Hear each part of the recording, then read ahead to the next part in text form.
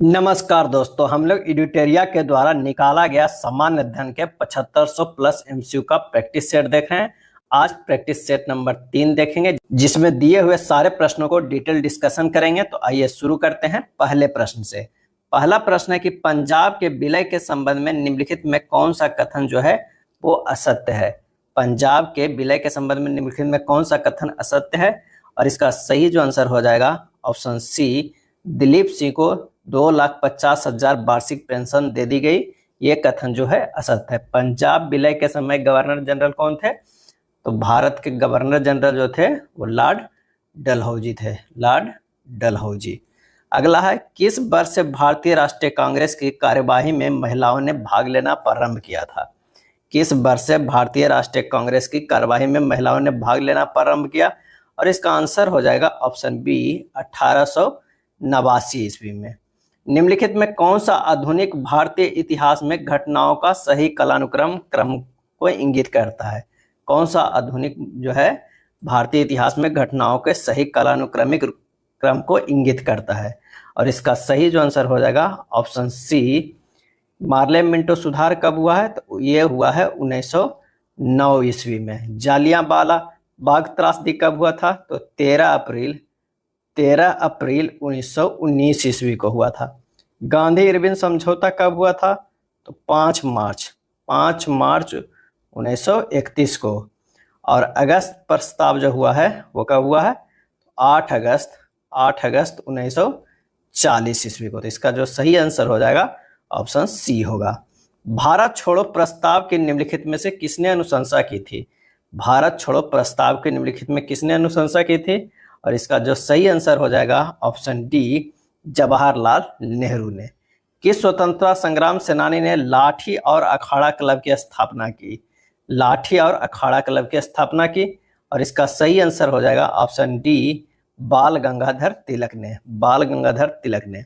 Hindustan Republic association के संस्थापक में से एक थे, वो कौन थे? तो वो सचिंद्रनाथ सन्याल थे।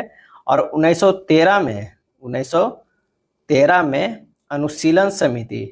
अनुशीलन समिति की स्थापना जो पटना में हुई थी, उसके संस्थापक भी थे सचिंद्रनाथ सन्याल थे। और मास्टर सूर्यसेन को 1930 के चटगाम सत्याग्रह के छापे को संभालने के लिए याद किया जाता है। यानी ये चटगाम सत्याग्रह जो हुआ था 1930 में, उसमें इनका नाम काफी ज्यादा आया था। चंद्रशेखर आजाद ने हिंदुस्तान सोशलिस्ट रिपब्लिक एसोसिएशन की स्थापना किए थे। इसका जो आंसर हो जाएगा मेन डी हो जाएगा। 1942 में भारत छोड़ो आंदोलन के दौरान शहीद हुए किस महिला को बूढ़ी गांधी कहा जाता है? और इसका सही जवाब हो जाएगा ऑप्शन सी, मातंगी हाजरा को बूढ़ी गांधी कहा जाता है। दीनबंधु सार्वजनिक सभा की स्थापना किसके द्वारा की गई थी? दीनबंधु सार्वजनिक सभा की स्थापना किसके द्वारा की गई थी? और इसका सही आंसर हो जाएगा ऑप्शन सी, ज्योतिबा फुले के द्वारा गुलामगिरी पुस्तक भी लिखा गया था। और सत्यशोधक समाज के संस्थापक भी थे, ज्योतिबा फुले थे। सैयद वंशों का सही कालानुक्रम क्या है? सैयद वंश के सुल्तानों का सही कालानुक्रम, तो खींच खां जो है वो 1400 ईस्वी से 1421 ईस्वी तक। मुबारक शाह की बात करते हैं तो 1421 से लेके 1434 ईस्वी तक। और अलाउद्दीन आलम शाह है वो 1445 से 1451 ईस्वी तक। और मोहम्मद शाह जो है 1434 ईस्वी से लेके 1445 ईस्वी तक। तो इसका जो सही आंसर जो हो जाएगा वो कौन सा हो जाएगा? सी हो जाएगा। कौन सा हो जाएगा? सी हो जाएगा। 1 हो गया, 3 हो गया, उसके बाद 2, उसके बाद 4। आंसर हो जाएगा सी। रुद्रमा के संदर्भ में निम्नलिखित कथनों पर विचार कीजिए एवं उसके बारे में सही कथन को चुनिए। इसका जो सही आंसर हो जाएगा वो कौन सा हो जाएगा? तो होगा रानी रुद्रमा वारंगल के काकतीय वंश की चौथी स्वतंत्र शासिका थी। उसने दक्षिण तमिलनाडु में पांड, उड़ीसा के पूर्वी गंग शासकों देवगिरी के सेवना में शासकों को पराजित किया था। ये गलत है, ये सही है। आंसर हो जाएगा ऑप्शन ए जो है वो सही है। मध्ययुगीन भारत के संदर्भ में सराय शब्द का अर्थ क्या है? और इसका सही आंसर जो हो जाएगा वो हो जाएगा ऑप्शन सी, एक स्थान है जिसका उद्देश्य भारतीय और विदेशी यात्रियों, तीर्थयात्रियों, व्यापारियों आदि को अस्थायी आवास प्रदान करना है। नेक्स्ट है, निम्नलिखित कथनों पर विचार कीजिए और बताइए कि कौन सा कथन जो है वो सही है। इल्तुतमिश ने सिजदा, दंडवत एवं पैबोस सम्राट के पैर चूमना की प्रथा राजा के प्रति सम्मान अभिवादन दर्शाने के रूप में आरंभ किया था, तो ये गलत है। इल्तुतमिश ने नहीं किया था, किसने किया था? बलबन ने किया था। दूसरा जो स्टेटमेंट है, बलबन ने चांदी का टंका और तांबे का जितल मुद्रा के रूप में प्रचलित किया था, यह भी स्टेटमेंट गलत है। बलबन ने नहीं, चांदी का टंका तथा तांबा के जीता जो चलाया था वो किसने? इल्तुतमिश ने चलाया था। किसने? इल्तुतमिश ने। तो इसका जो सही आंसर हो जाएगा वो डी, ना तो एक सही है ना दो सही है, दोनों जो है नाम दिया हुआ है वो उल्टा दिया हुआ है। निम्नलिखित में कौन गुप्तकालीन प्रशासनिक विभाजन का सही अनुक्रम है? तो इसका जो सही आंसर हो जाएगा वो कौन सा हो जाएगा? तो हो जाएगा ए, भुक्ति, विषय, विधि और ग्राम। भुक्ति, विषय, विधि और ग्राम। अगला है, निम्नलिखित में कौन सा मंदिर वास्तुकला की बेसर शैली का उदाहरण है? निम्नलिखित में कौन सा मंदिर जो है वास्तुकला की बेसर शैली का उदाहरण है? और इसका सही आंसर हो जाएगा ऑप्शन ए, होयसलेश्वर मंदिर। होयसलेश्वर मंदिर।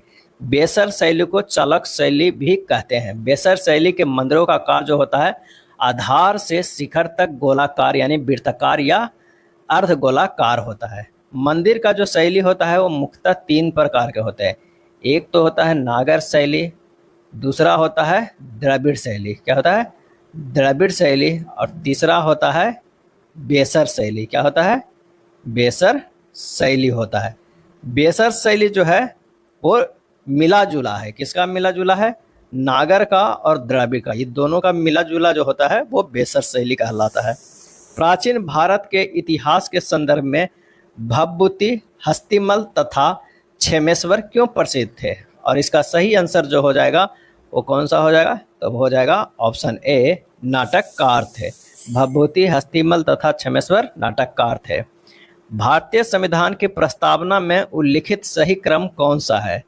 इसका सही जवाब हो जाएगा संपूर्ण प्रभुत्व संपन्न, समाजवादी, पथ निरपेक्ष एवं लोकतंत्र। आंसर होगा ऑप्शन बी हो जाएगा। 15 का जो हो जाएगा ऑप्शन बी होगा। पंचायती राज के संदर्भ में कौन सा कथन सही है? पंचायती राज के संदर्भ में आइए देखते हैं कौन सा सही है। तो पंचायत समिति और जिला परिषद अध्यक्ष प्रत्यक्ष निर्वाचित सदस्यों में गठित होते हैं, यह गलत है। पंचायत स्तर चुनाव लड़ने की न्यूनतम आयु 18 वर्ष, गलत है। पंचायती राज संस्थाओं का चुनाव राज्य चुनाव आयोग के पर्यवेक्षण में होता है, यह बिल्कुल सही है। तो आंसर जो हमारे पास हो जाएगा वो सी हो जाएगा। केंद्र और राज्य के मध्य वैधानिक शक्तियों का बंटवारा किस अनुसूची में वर्णित है?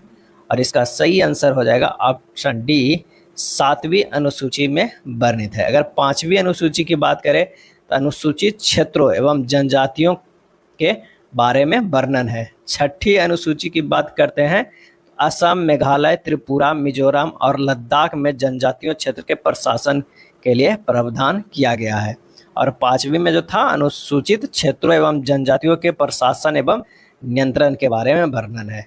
और 8वीं अनुसूची में संविधान द्वारा मान्यता प्राप्त भारत की कितनी 22 भाषाएं के बारे में वर्णन है। मौलिक अधिकारों को लागू करने के लिए किसी न्यायालय द्वारा जारी किया जाता है। मौलिक अधिकारों को लागू करने के लिए किसी न्यायालय द्वारा जारी किया जा सकता है। और इसका सही आंसर हो जाएगा ऑप्शन सी, समादेश। प्राकृतिक पर्यावरण की रक्षा किस प्रकार का संवैधानिक अधिकार है? और इसका जो सही आंसर हो जाएगा ऑप्शन ए, मौलिक कर्तव्य हो जाएगा। क्या हो जाएगा? मौलिक कर्तव्य।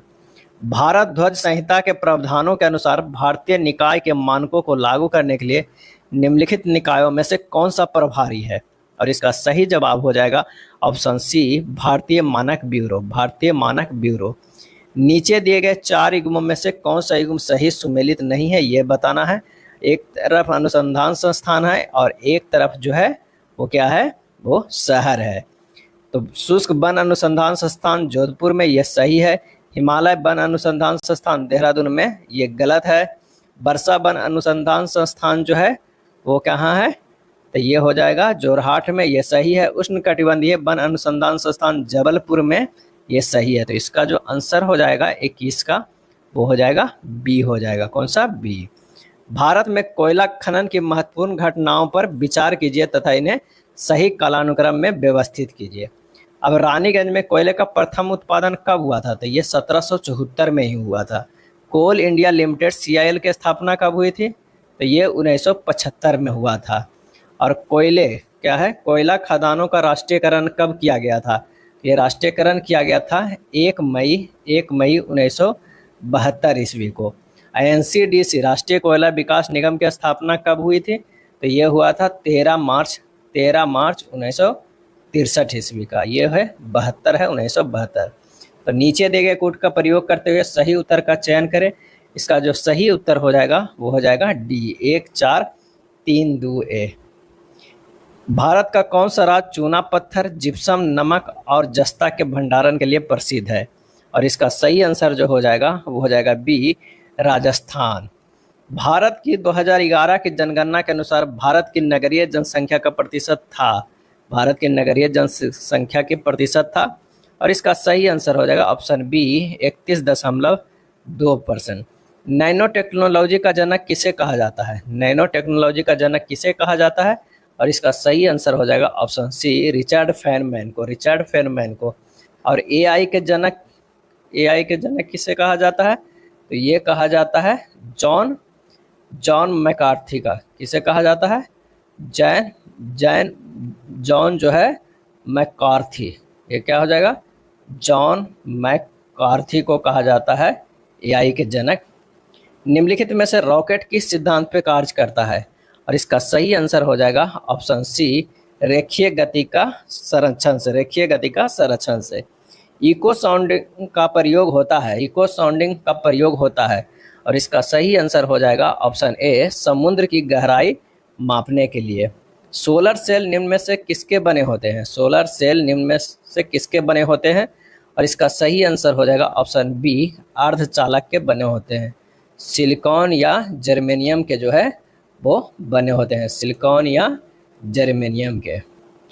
एसिड वर्षा जिसमें सल्फ्यूरिक एसिड या नाइट्रिक एसिड के घटक शामिल होते हैं, इसका pH मान 4.5 से कम होता है, कहलाती है। और इसका सही आंसर हो जाएगा ऑप्शन बी, अम्ल वर्षा, जिसका pH मान 4.5 से कम होता है, कहलाती है, क्या कहलाती है? अम्ल वर्षा कहलाती है।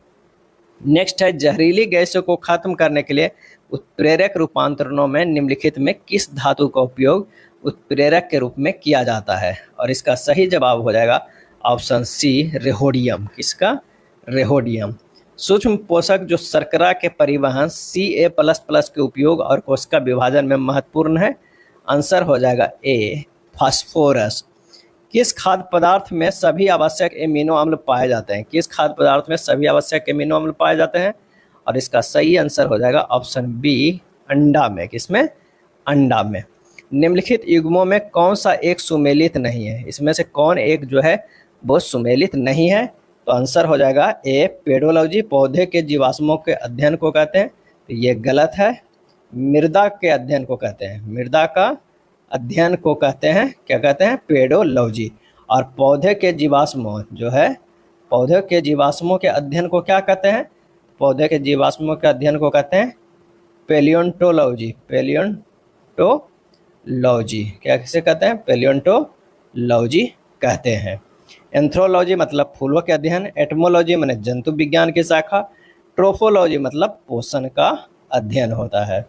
किस शैवाल में आयोडीन की प्राप्ति होती है? किस शैवाल से आयोडीन की प्राप्ति होती है?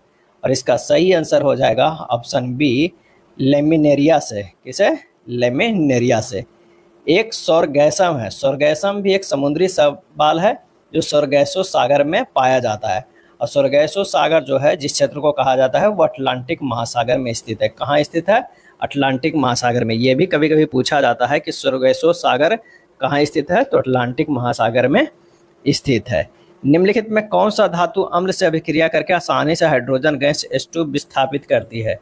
और इसका जो सही आंसर हो जाएगा वो हो जाएगा कौन सा? ए, Mg हो जाता है, मैग्नीशियम।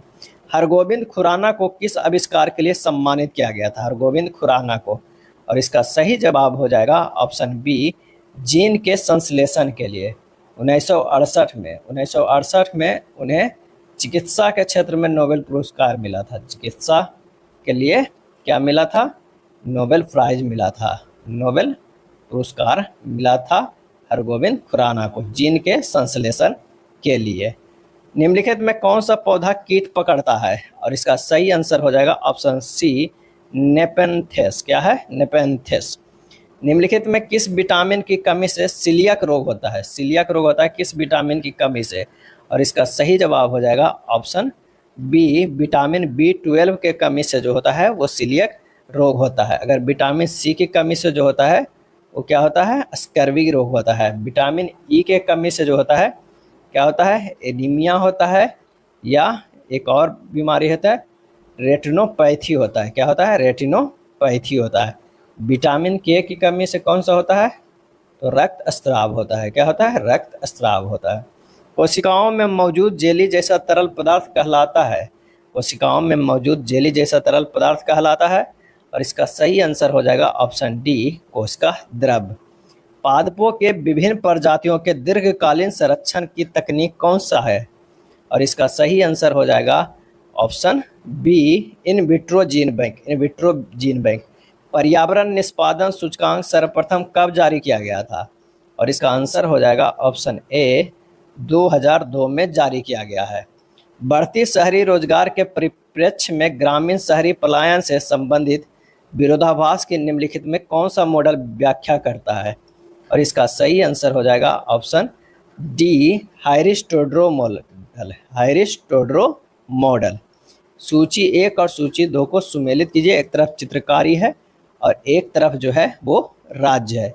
तो मधुबनी जो है, मधुबनी पेंटिंग बिहार में प्रसिद्ध है, लेपाक्षी आंध्र प्रदेश में, पटचित्र जो है वो उड़ीसा में, और बार्ली जो है वो महाराष्ट्र में। आंसर जो हो जाएगा ऑप्शन डी हो जाएगा, ऑप्शन डी हो जाएगा। फिलिप्स वक्र निम्नलिखित में किसके मध्य संबंध स्थापित करता है? फिलिप्स वक्र। और इसका सही जवाब जो हो जाएगा वो हो जाएगा ऑप्शन बी, मुद्रास्फीति और बेरोजगारी का। सूची 1 सूची 2 को सुमेलित करना है। कोयला आधारित बिजली संयंत्र है और राज्य में अवस्थित है। अगर कहलगाम की बात करें तो कहलगाम कहाँ स्थित है? तो वो बिहार में स्थित है। खरगोन जो है वो मध्य प्रदेश में है। कोरबा जो है छत्तीसगढ़ में है। कुडगी जो है, कुडगी कर्नाटक में है। सही जवाब हो जाएगा ऑप्शन डी हो जाएगा। निम्नलिखित जोड़ों में से कौन सा जोड़ा सही सुमेलित है? सही सुमेलित है तो Karl Marx principle of political economy and taxation जो है ये सुमेलित नहीं है। बाकी एडम स्मिथ के वेल्थ ऑफ नेशन सुमेलित है। जेएम कीन्स के general theory of employment, interest and money ये सुमेलित है। गुन्नार मेडल के जो है एशियन ड्रामा, ये तीनों सुमेलित है। और डी नहीं सुमेलित है। आंसर हो जाएगा डी। अपसपा पहली बार कहाँ लगाया गया था? तो इसका सही आंसर जो हो जाएगा वो हो जाएगा डी, 7 पूर्वोत्तर राज्यों में। अपसपा का पूरा जो नाम है वो क्या है? आर्म्ड फोर्सेज है ना, armed forces special powers act होता है अपसपा। और ये 7 पूर्वोत्तर राज्यों में पहली बार लगाया गया था। मोर भारत का राष्ट्रीय पक्षी कब घोषित किया गया है? मोर भारत का राष्ट्रीय पक्षी कब घोषित किया गया है? और इसका सही आंसर हो जाएगा ऑप्शन डी, 1963 ईस्वी में घोषित किया गया था। अब मोर का वैज्ञानिक नाम क्या है? वैज्ञानिक नाम जो है पावो क्रिस्टेटस जो है मोर का वैज्ञानिक नाम है। भारतीय मुद्रा बाजार के अंतर्गत निम्नलिखित में कौन शामिल नहीं है? भारतीय मुद्रा बाजार के अंतर्गत निम्नलिखित में कौन शामिल नहीं है? और इसका आंसर हो जाएगा ऑप्शन सी, भारतीय औद्योगिक विकास। भारतीय औद्योगिक विकास। पोचमपल्ली किसके लिए प्रसिद्ध है? पोचमपल्ली। और इसका सही आंसर हो जाएगा ऑप्शन सी, बुनाई के लिए प्रसिद्ध है। बुनाई के लिए प्रसिद्ध है। ये था एडिटोरिया में दिया हुआ 7500 प्लस MCQ का प्रैक्टिस सेट। वीडियो अच्छा लगा तो लाइक एंड शेयर कर दीजिएगा। धन्यवाद।